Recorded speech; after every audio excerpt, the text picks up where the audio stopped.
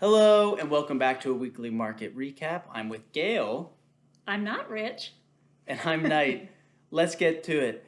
So this past week we did see the market down, basically flat, but down 0.3%, which means for year to date we're down 0.6%, down from the highs in February we're down 5%, but up from the lows in March 43.7%. Now, there were definitely some things that happened this week in the market, but we've been hitting you so much with data from the market that really we'd like to take a pause and focus on what matters most, and that's you all.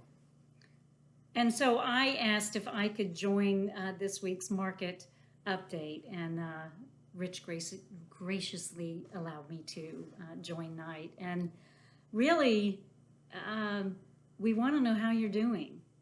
This is an unprecedented time, and so much has been happening in the past 4 months with COVID, and we're still in it.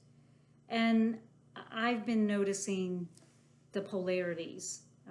And so everyone's having a very, very different experience.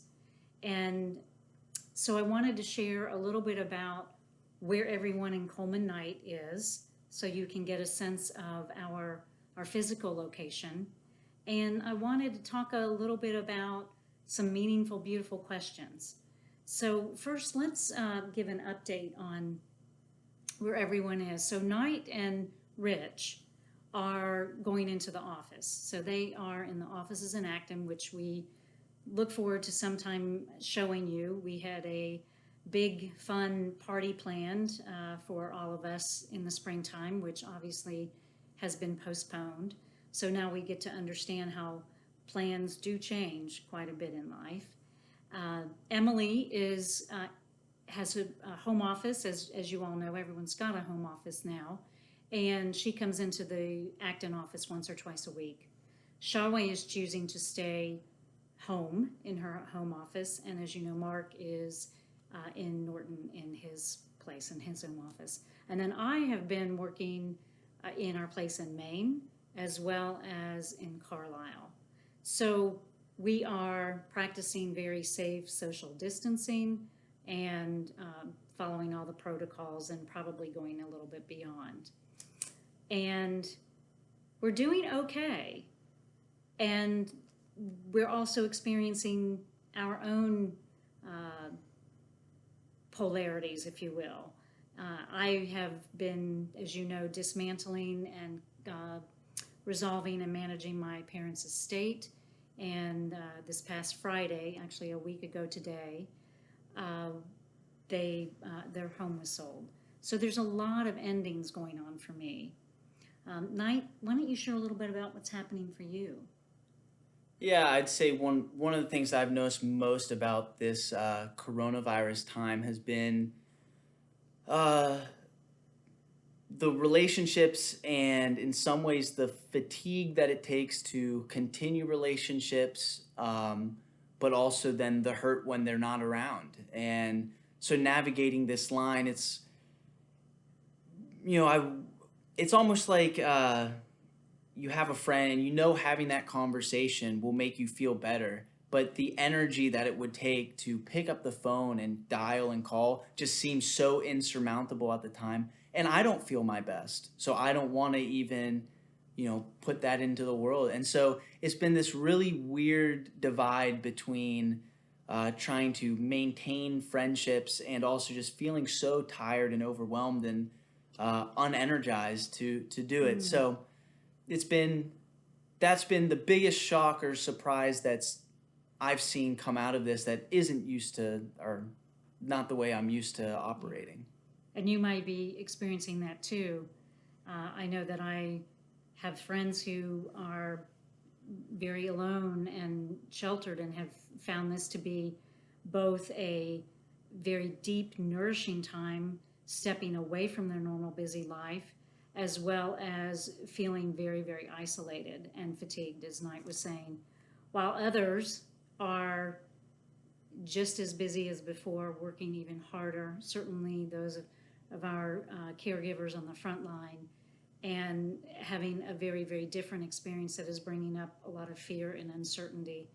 And so we want to bring these very real life experiences happening and just let you know how much we care about you, how much we miss you. I miss you, and and then I wanted to bring some poetry and some inspiration because I've had the good fortune of hearing David White in a couple of different sessions. This past week, I have been online at a conference, which has been um, a little bit draining, truly. But he was the keynote opening speaker and offered some wonderful, beautiful questions that really inspired me. I'm also participating in a 3-week program once every 3 Sundays. And he's offering some, again, some inspiration to the participants in this 3-week program. And he's really offering questions like, what is seeking to emerge through this experience? And, you know, what is waiting for me after COVID? How are you in this? You know, what does it take for you to be in these times? And these are just a few powerful, beautiful questions that we offer to you if you're inspired to contemplate them and maybe journal a bit. But I, yeah, just wanted to sit in and hijack Rich's spot for 1 week and say hello. We miss you. And you want to say anything before I close with a poem from David White?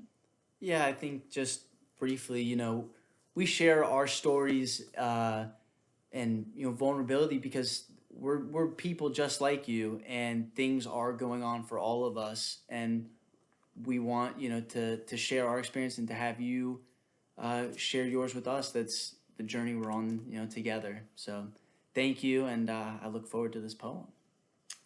So this poem is Everything is Waiting for You. Your great mistake is to act the drama as if you were alone, as if life were a progressive and cunning crime with no witness to the tiny hidden transgressions. To feel abandoned is to deny the intimacy of your surroundings. Surely even you, at times, have felt the grand array, the swelling presence, and the chorus crowding out your solo voice. You must note the way the soap dish enables you, or the window latch grants you freedom. Alertness is the hidden discipline of familiarity. The stairs are your mentor of things to come, and the doors have always been there to frighten you and invite you, and the tiny speaker in the phone is your dream ladder to divinity. Your great mistake is to act the drama as if your life were alone. Put down the weight of your aloneness and ease into the conversation. The kettle is singing even as it pours you a drink. The cooking pots have left their arrogant aloofness and seen the good in you at last. All the birds and creatures of the world are unutterably themselves. Everything is waiting for you. Thank you, and we'll be back next weekend.